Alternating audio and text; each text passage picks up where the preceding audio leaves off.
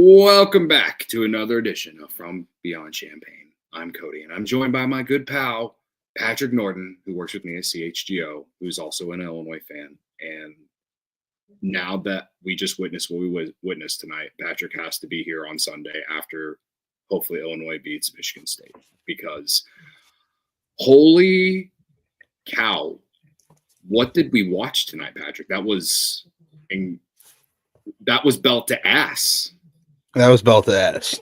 Belt to ass, my friend. The Illini are back.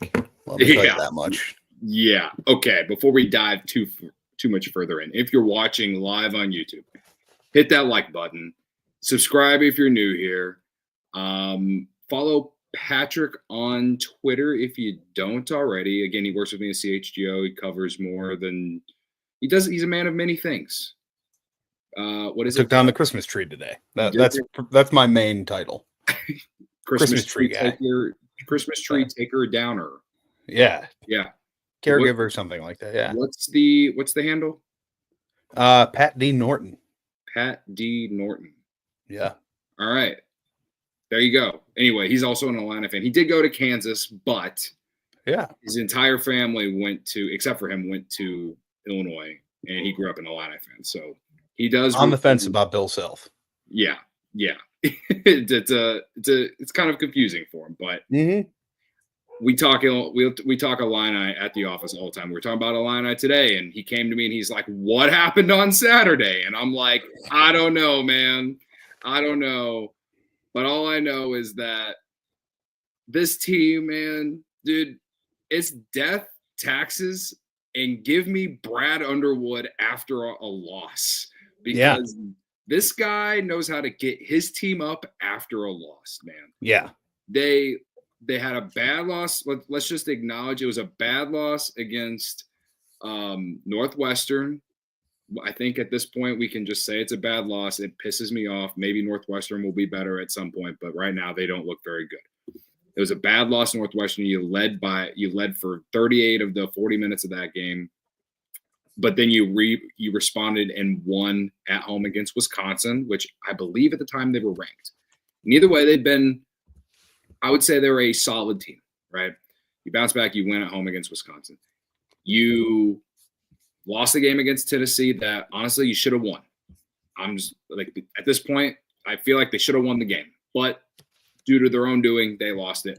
But you went to the bragging rights game and you won that game despite the refs not helping you out. And now after a bad loss against USC, probably worse than Northwestern, you respond in a big way on the road at IU. I don't care about Mike Woodson and like the fact that everyone in Bloomington wants him out. I don't care. Indiana was hyped as one of the top contenders to win the Big Ten coming into the season. And like I said, it was belt to ass at Assembly Hall.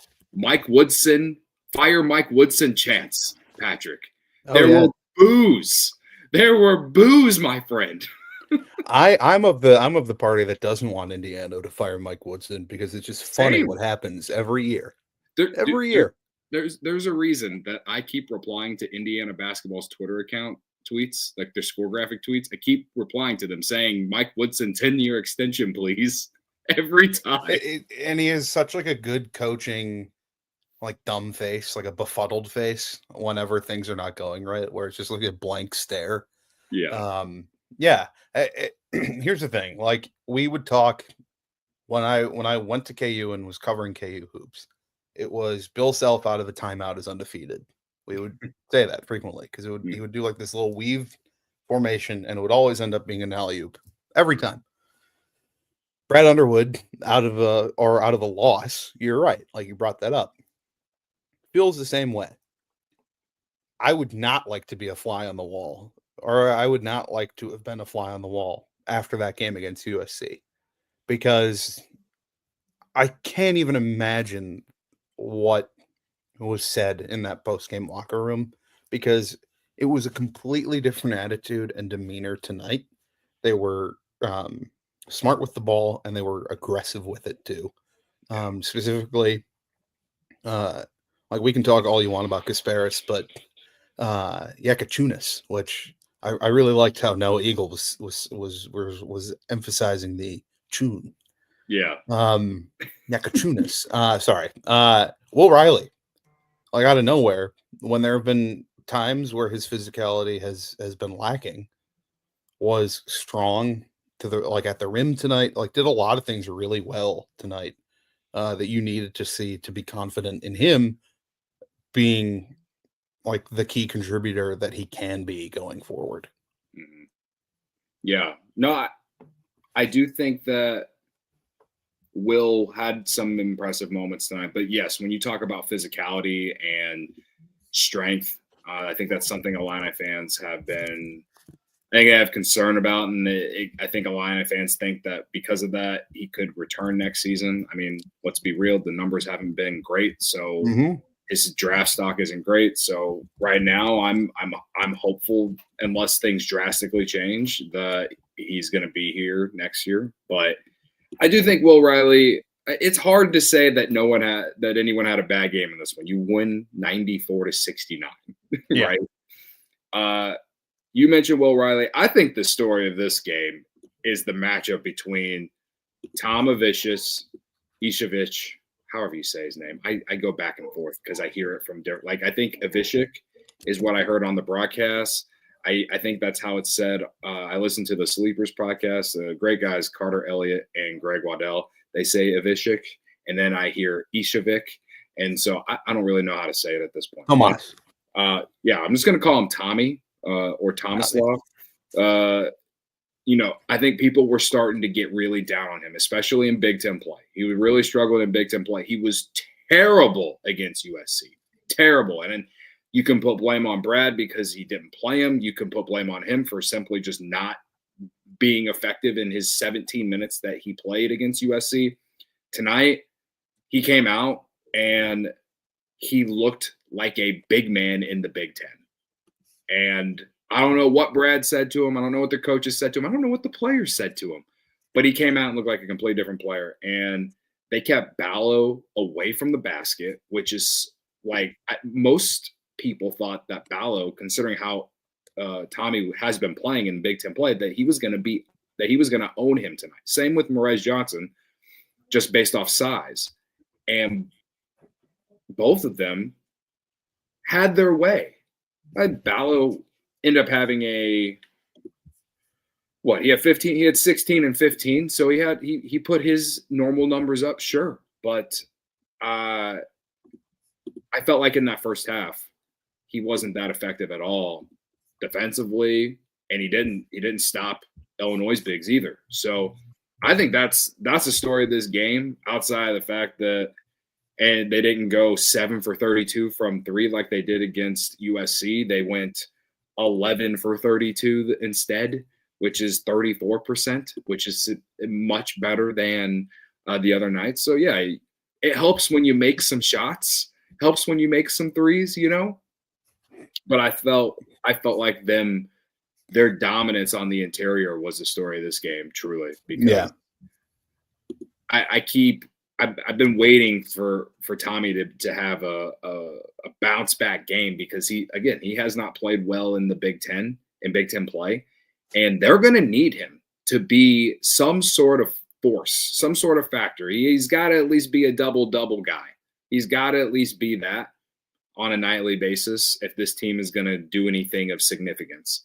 And I felt like he did that tonight, and I give him all the credit.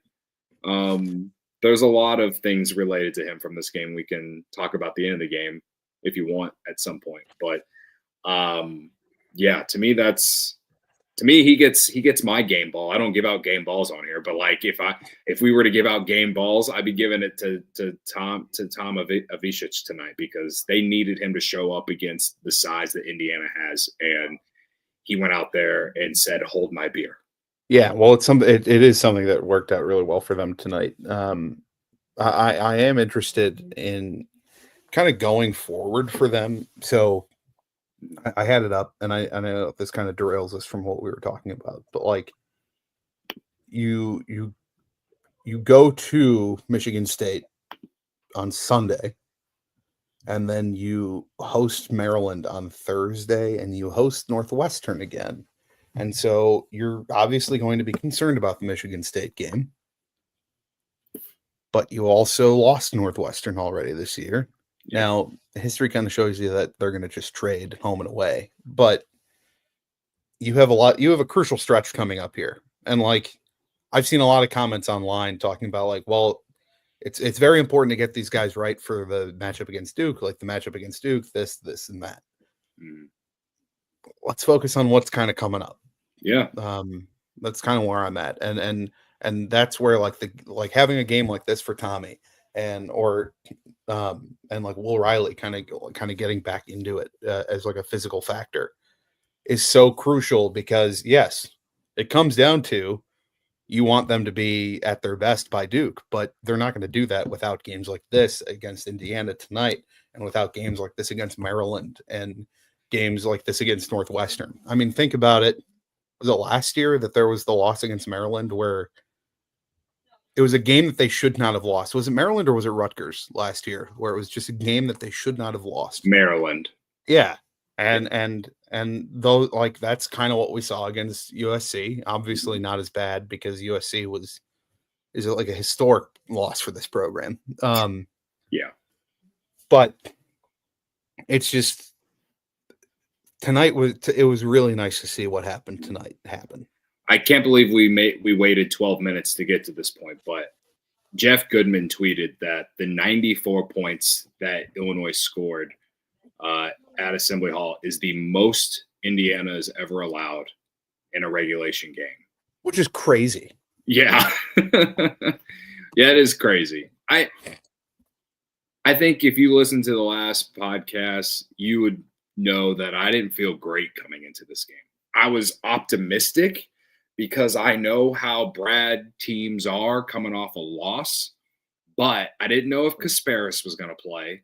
And if he didn't, and even if he did play, I didn't know how he was going to be because he hadn't played the last couple games. So I expected some rust. And then if he didn't play, I really didn't know if they were going to be able to win this game. And I think you saw in certain points of this game when Casparis was on the bench, it's like, man, this team really falls down a level when Casparis isn't on the floor. So they need to he's got to stay healthy for this team to be a real factor in March. And think about when Shannon was out last year. And sure, at the beginning of when he was out, it was like, all right, Illinois can kind of weather the storm. But we figured out too against Purdue that we need him back. Yeah. And for Casparis, it's like, all right, you can kind of weather the storm against like bad teams, but then you also lose to a really bad team. Mm-hmm. Yeah, the Maryland game that you mentioned from last year, Terrence Shannon did not play in that game. Yeah. So it's actually very similar to the USC loss because Casparis didn't play in that. I will say, though, that Maryland last season, I think, is better than what USC is this year. So I guess it's not necessarily comparable, but the spots are very similar. They were an early tip-off game. The Saturday against USC was 11 a.m. The Maryland game was a 1 p.m. game. The amount of losses they've had in these early weekend games over the years in this era of basketball, it's fine. I'm scarred by it, but it's fine. You know, Michigan State's only at 11 a.m. I know. And so PTSD will kick in Sunday morning. Most people will be ready to watch football. I'll be ready to buckle up against the Spartans. That's what I'll be doing. Buckle the belt ass. Yes. Yes. I hope so. The Loyola game, I think it was a morning or like early day game. Yeah. It was a day game. Yeah. Like somewhere early afternoon. Yeah. I just remember going upstairs and the sun was still out and wishing that it wasn't. So, yeah. Yeah. It's something about those early tips for this team, man. I over the years, I don't know what it is, but thankfully tonight's game was at 6 p.m. on Peacock. You got Robbie Hummel on the call doing his best to not be biased against Indiana because he went to Purdue, and so I'm assuming he hates Indiana just a little bit more deep in his soul. And that's okay. We know hates Indiana a little bit more than he hates Illinois. Right. I love He Robbie hates Hummel. both schools equally, but yeah. you know. When Robbie Hummel started, I was like, screw this guy. Like this, Purdue, get out of here, whatever, blah, blah, blah.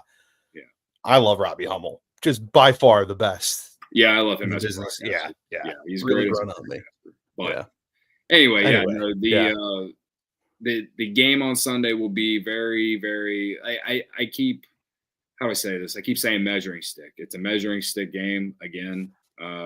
Tough game on the road.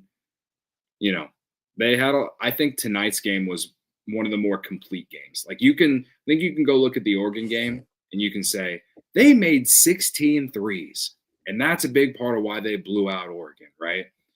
Tonight's game, they didn't shoot 50% from three, but they dominated the boards, which is something that they have consistently done all season. They're a top 5 team in rebounding in the country.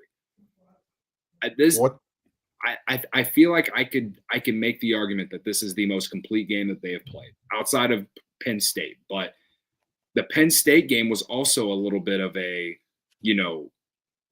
outlier, or the ceiling of a team without Casparis on it. That's what I think the difference between the Penn State game and USC without Casparis playing in those two games.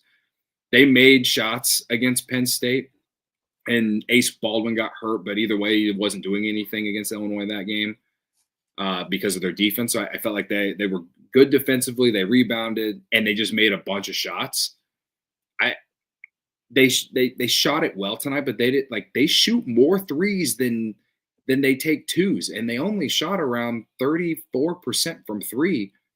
I felt like, again, the way they dominated on the interior was how they won this game. And with the size that Indiana has, it makes me feel like this team took a step forward tonight. And only had 6 turnovers too, which I think is a really big step for them. They had how many? 6.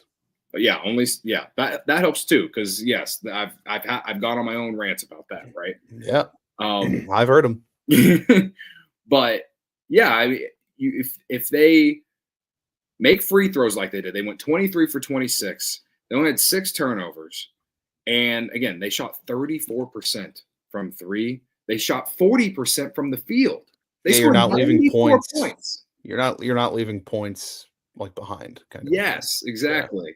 So to me, taking advantage of Indiana's 11 turnovers, you're taking advantage of, they shot well from the free throw line too, but like you're taking advantage of what teams are giving you, which they didn't do against USC, which is why having this game going into Sunday is so crucial, because you would hate to go into that game after what happened last Saturday without anything in between. Yeah. Without kind of figuring it out for yourselves. Yeah, absolutely. And Indiana went 4 for 18 from three. So they didn't make threes. They had some open looks that they just didn't knock down, but they also just couldn't stop Illinois. Again, like what I'm getting at here overall is like they had no answer for them inside. And it's not even just like Isovich, like Casparis got to the basket. Kylan Boswell had a nice second half. I thought Trey White had he was effective rebounding at 3 offensive rebounds. They had 16 offensive rebounds as a team. 16, right? Morez had 4. Jake Davis I felt like Jake Davis was everywhere, even though he didn't do much. He didn't even score, but I felt like he was all over the place out there defensively and active, trying to tip balls out, stuff like that. So to me, this I feel like I can make the argument that it was the most complete game. Do I think that there's still more to be desired? Absolutely. But yeah, that's where I'm at, man. Yeah. Great performance. Great night. Great night. Great night to be a Tiger. Let's go to some chats here. I showed them earlier. Marlene says the Illini players say Brad is tough but loving. I get that. I think that's why so many guys have transferred, but also some have stayed too. Some people just don't like his style, and we've seen the guys who have left, they haven't necessarily gone on to greener pastures. You know what I mean? Yeah. So I think DGL is pretty happy that he stayed at Illinois right now. Sure. I mean, look at I was watching the Kansas game the other night when they lost to, or the other day when they lost to West Virginia, which, by the way, was West Virginia's first win at Allen Fieldhouse ever. Really? They've been in the Big 12 for how long? And yeah, nice job, Huggy Bear. And it was very funny seeing Sincere Harris there. Yeah. And actually make an impact in that game that Right. negatively affected. That team has a lot of former Illini. It's Sincere Harris, Amani Hansberry, and then Chester Frazier is on the bench. Yeah. Philip says, largest win at Assembly Hall for any team in at least 15 years. I didn't even know the margin of victory. I just know that there's the most points. Well, it's interesting that, like, Indiana, who most points allowed in regulation, yes.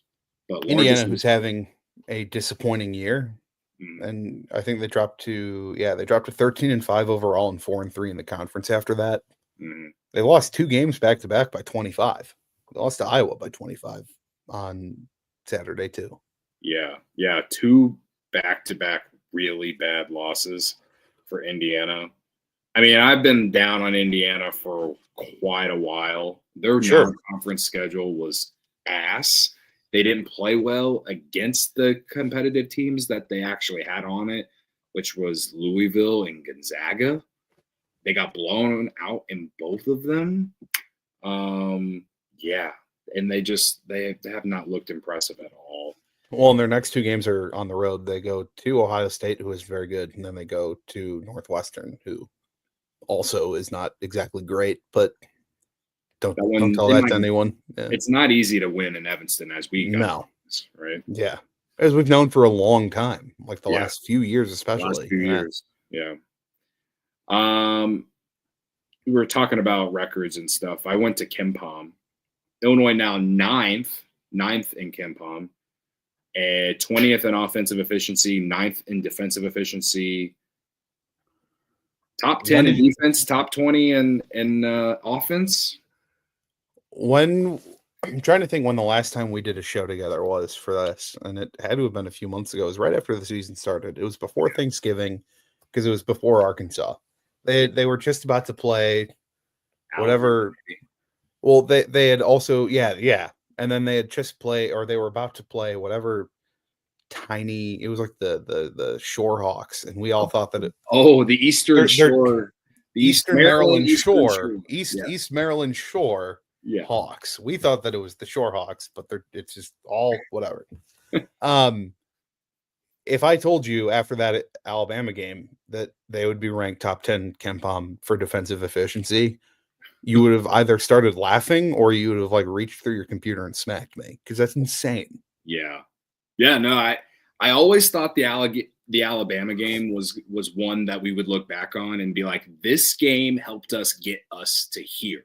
Yeah. Did I think that this team was ever going to be a top 10 defensive efficiency team in college hoops this year? No, I did not. No, not with the way that they play. They want to play fast. No, and their schedule is tough. Maybe they don't finish there this year either, but they have done some really great things that I really was not expecting. And your defense also naturally gets better when you are blowing teams out and you're shooting well, and then they have to kind of just chuck shots up that they shouldn't be taking.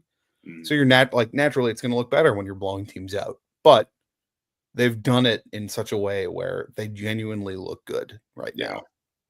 Yeah, no, it's which was our biggest question mark coming into the year. Sure. Yeah, I agree. Yeah.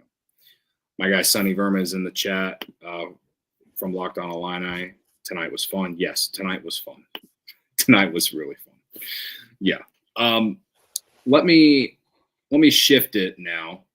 Let me shift the show a little bit to big picture a little, and I guess we've kind of touched on a little bit, but big picture, how do we feel about this team going into Michigan State?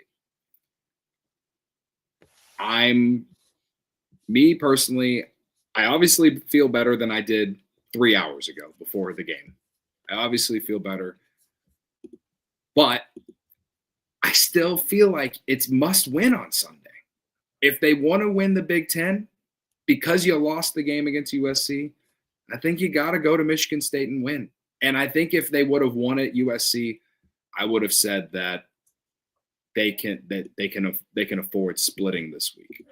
But because they lost against USC, I feel like you have to win this game on Sunday if you want to win the Big Ten, because they're ahead of you in the standings right now. And also it would be a statement win if you win the game. And I understand it will be tough. It would make us forget about the USC game a lot. Yeah.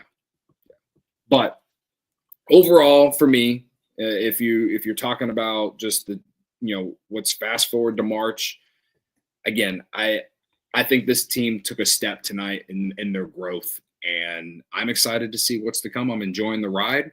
I know a lot of us like to get a little too overreactionary, and we use one bad game to define the season, but Illinois tonight shifted the narrative, and I got to give a lot of credit to Brad.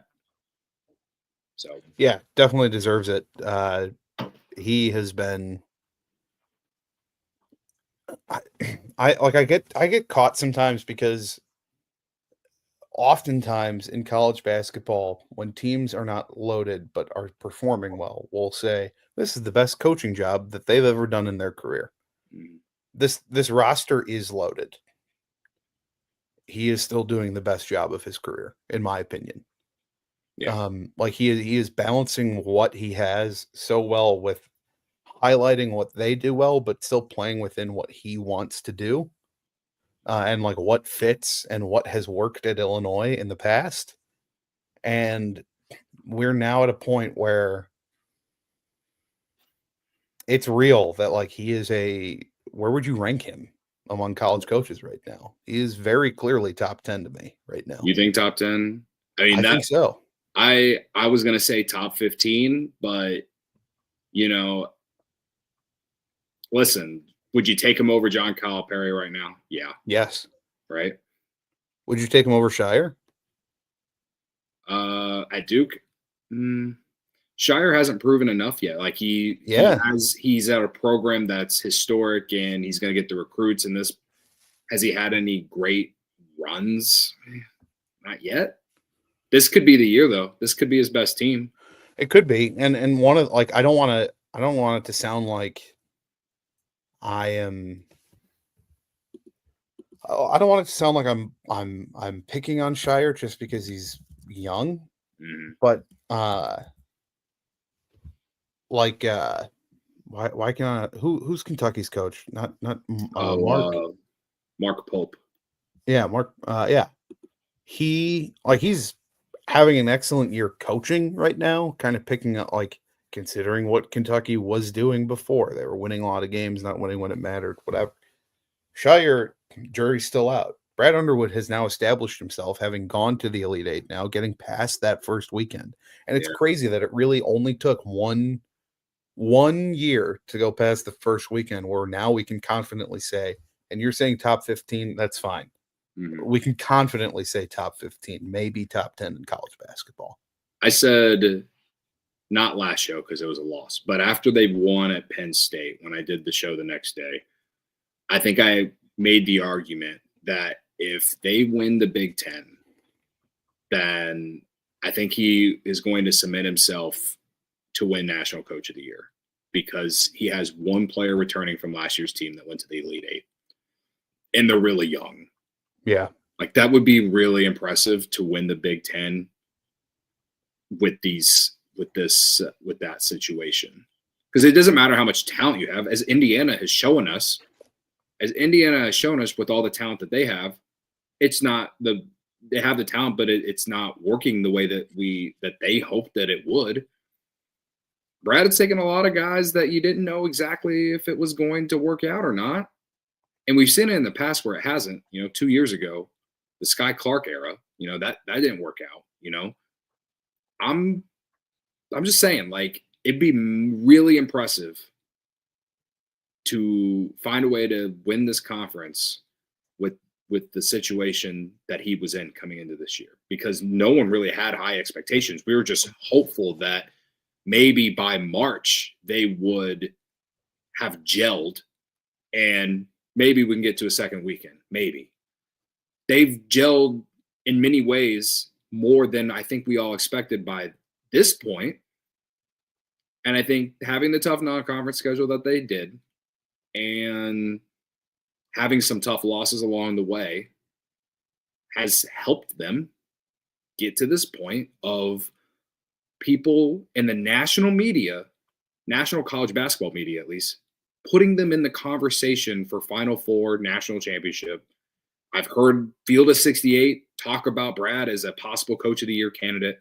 Like, I'm not just saying this as a biased, dumb fan. Like, people are talking about this.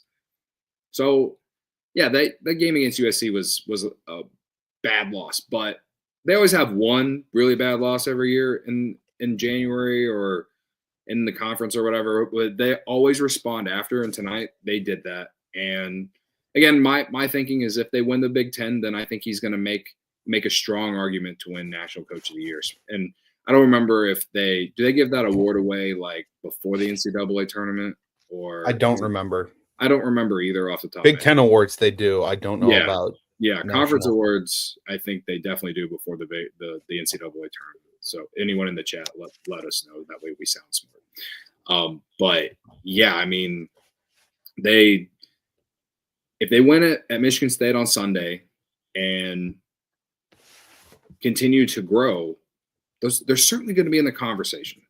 I can't believe Michigan has been as good as Michigan has been. Michigan State, Tom Izzo, whatever, fine. To me, I've watched them and I'm like, this is the same Tom Izzo team I watch every year. I think Illinois can compete with that. I really do, you know. They have in the past. They have in the past. And they should have won at Michigan State last year. They blew that game. Yep. So it'll be tough to go to the Breslin Center and win, but I think they can do it. It's January, February. Izzo. I've never heard that one before. But it's January right now. Yeah, it's January. It should be it's Underwood. Underwood, February, Izzo, April. Yeah. Even though that whole mantra hasn't really been that. I'm sorry, when was the last time that they won? Was it the year 2000? Yeah. Exactly. Last Big Ten winner. Yeah. He's a great coach. I'm not disrespecting at all. Okay. Anything else from this one, man? No, not from this one. No. Really impressive. That's kind of like the note that I'd leave it on. Yeah. Now, before we go, I do kind of want to talk about the brawl that almost like came out. Did you see it? No, I did not. You did not see it wasn't a brawl, but like there was some shoving. Yeah, I saw. Yeah, okay. Yeah. No, I'm sorry. I'm overstating what it was, but like okay. there was almost a brawl. Like I was thinking like Malice in the Palace, but okay. It wasn't the Malice at the Palace, but there was some shoving. Like I've been yelling for Tom Isovich to get meaner all season, and then he gets in Luke Goody's face for whatever reason. I would love to know that. I haven't listened to any post-game interviews or anything like that. I saw Indiana's Luke Goody said he talked to the Illinois staff after the game about this the scuffle. Said he was only trying to give a hard block out. He had no bad intentions. I buy that. Luke Goody is not. Yeah. Luke Goody doesn't strike me as someone who's vindictive enough to like start. Right. Shit. Well, when you watch the replay over, like I'm not blaming Luke Goody for anything here. I'm like, if I'm blaming Luke Goody for something, it's more of like, did he say something? Because what got that anger to come out of Tom Isovich's mouth? Because I've been waiting for that all season. And then I think what I found funny about the entire scenario is it all kind of plays out. Guys are trying to separate each other, and then Ballo just comes out of nowhere and shoves him from like without him seeing. It was, and I like to make the joke that's probably how he probably would have started a bar fight because he got suspended for a game for hanging out of the bar the night before the Winthrop game. Yep.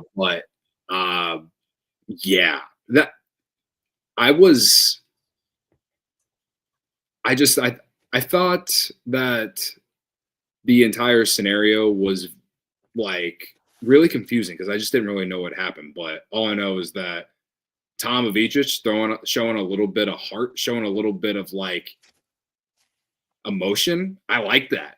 I do too. I love that. It's going to be interesting to see because I think it would have been decided and fine with no further punishment Yeah. until Ballo came in and then did that, to where it's like, all right, that's probably a suspension. Yeah. Yeah. But I hope He got ejected because from the game. Yeah. yeah, like typically when I feel like we've seen it in the past with the NCAA, where if one player gets suspended as part of a brouhaha, Mhm. then typically like the other player might also catch a stray and be part of a suspension or be part of any sort of punishment. So like you would hope that Tommy Boy is not a part of that. I'm Yeah. gonna call him Tommy Boy. Sure. And but yeah, that it was just very odd, like out of place in this game. Yeah. Especially at like the point of like where it was a blowout. Like everyone was just like waiting for the clock to run out, you know? Yeah. So that's why I'm like, what at that point in the game did Tom Avicic decide to be like, I'm getting in this former Illini's face, you know what I mean? Like, it's very bizarre how that happened too, because it's like, okay, Luke Goody, he played it for 3 years at Illinois. He was part of the Elite Eight team. How do I get mad at this guy? It's not like he didn't want to be at Illinois. Brad basically told him to go because he wanted to go get Ben Humrickhouse. You know what I mean? Like that's basically it. So I have no ill will to Luke Goody at all. I really don't. And I really wish I could have confused. been like we're a little confused on that. Yeah, I'm just a little confused. It's out of place. But I like the fire. I like the fire. I hope he's mean the next game. I hope he goes to Michigan State and he shows the fangs. Yeah. Yeah. It's what they needed. It's the add that to the Will Riley physicality that we saw tonight, and then Yeah, you're really riding. It gives this team an edge that it didn't feel like they had, and they certainly did not have against USC. Yeah. Other players from this game before we get out of here that I want to mention. Didn't really mention Kylan. I thought Kylan played a really good second half. There was a point where Casparis fouled. He got his fourth foul with 10 minutes and 52 seconds to go in the second half. So he had to come out. And before that, Kylan had a bad turnover where when he was last on the court, before he came out, he had a bad turnover. He went to shoot it and then decided to just pass it from right there to the wing to DGL, and he just airmailed it out of bounds. I'm like, what are you doing? Like, we are up. We don't need these bad turnovers. Of course, it was just one of the 6 turnovers. It was that one. He comes out, Kasparis comes in, and they go on like a 5-0 run with Kylan off on the bench. But then Kasparis gets his 4th foul, and I won't lie to you, even though we were up by 1,000, I was still kind of like, I've seen this team blow massive leads before, and in quick fashion too. So I was a little worried because I was like, how long is this guy going to sit on the bench? And Kylan came in and honestly played so much better. It was like him coming off the floor. He realized that he just needs to get them through these last 10 minutes. And very quietly their leading scorer tonight. Yeah, very quietly was their leading scorer tonight. And like for Humrickhouse, it's interesting for him because he only puts up 7 points, like 5 rebounds. Quiet game for him, but still has a presence to him where it's like a threat to be your guy for a stretch if you need him to be. Yeah. And that's where it's like it really helps to have Casparis back for a million reasons, but he really does make the people around him better just by taking attention away from those guys and putting it on himself. Yeah. I think what I've loved the most about Humrickhouse since the Oregon game is that he's like the new Domask booty ball. Yeah. Just goes booty ball, and he's implemented that into his game. They've got him into certain sets doing it, and it's helped him get going. 7 points, and he made 1 3 tonight, right? He's active rebounding. Those 5 rebounds. The sequence that I was talking to you about where Kylan had that bad turnover, Kasparis comes in, he gets a mismatch. I think Ballo was on him, and then Isovich had a guard on him. Kasparis throws into Isovich, the double team comes, and Humrickhouse cuts, and that's where he got that big dunk, right? And then the following possession, they got DGL for a wide open 3.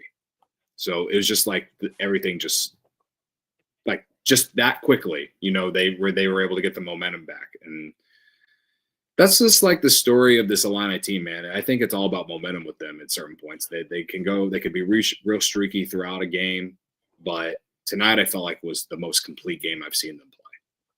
It's not only the momentum factor, but also just how can some of these guys make the most of their time on the court when there's a lot of time to go around to a lot of really good players.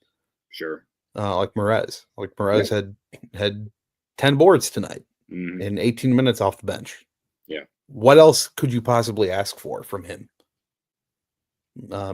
So like you have really good.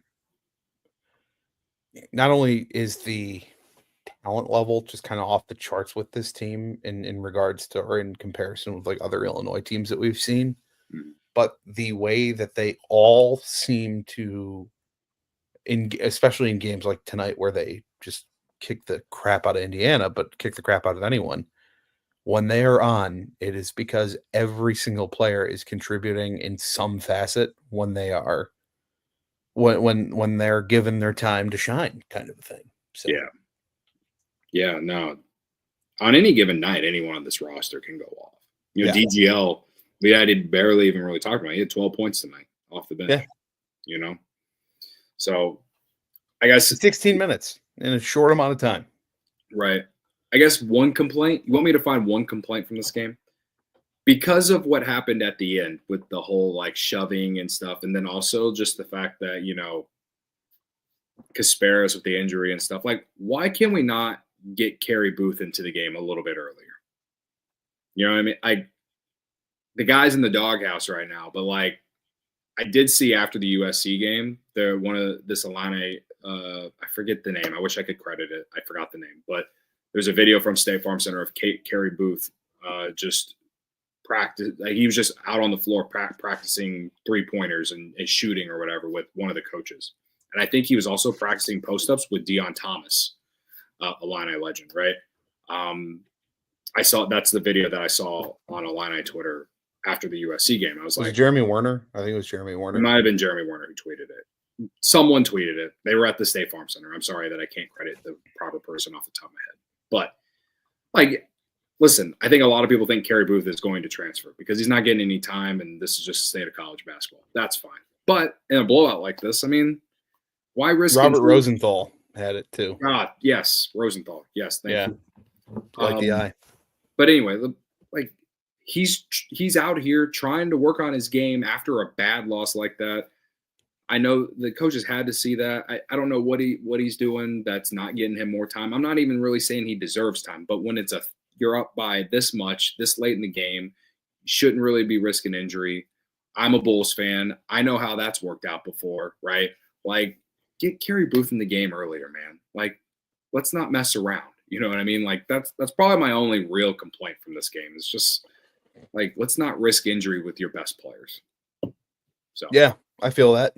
Yeah, but whatever. The thing is that these are how college coaches are wired. They will play their best players until the balls to the wall until the balls to the wall. Doesn't matter what the score is. They'll do it. They're all a bunch of Tom Thibodeaus. Yes, they really are. They really are. But I don't want to be risking injury. That's all I'm saying. So, and I'm not out on Kerry Booth. I just don't really know how to feel about Kerry Booth. You know what I mean?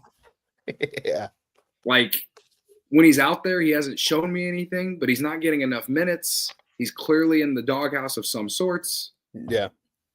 So I'm not saying that he deserves to play 10 minutes per game, but I feel like you could have got him in there earlier tonight just because of the fact that you were up by 1,000 points. That's all I'm saying. That's my only real complaint from this game. All right. All right. 45 minutes in. Illinois wins 94-69, the most points ever scored at Assembly Hall in a regulation game. We got to witness it. What a historic moment. My favorite part was all the boos and the Fire Mike Woodson chants. That's my favorite part of this game. Undoubtedly, I promise you, my favorite part. But I'm here to advocate for a 10-year Mike Woodson extension.